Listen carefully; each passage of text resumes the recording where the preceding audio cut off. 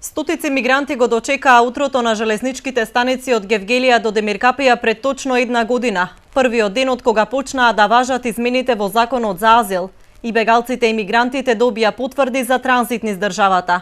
Збунети и исплашени, но и оптимистични дека конечно ќе го забрзат својот пат кон Западна Европа.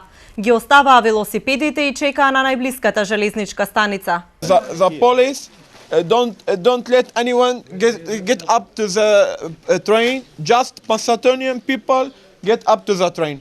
All us we were nearly 500 person here, and the police.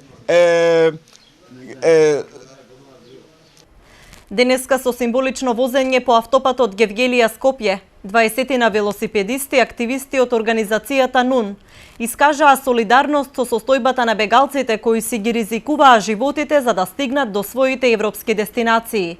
Тргнаа од транзитниот центар Винојук и во придружба на возила на полицијата и Црвениот крст поминаа 10 километри. Евентот се вика карванот со велосипеди, за да може символично да се обележи нивното патување, нивното патешествие во почетокот на кризата, кога не смеа да користат јавен транспорт.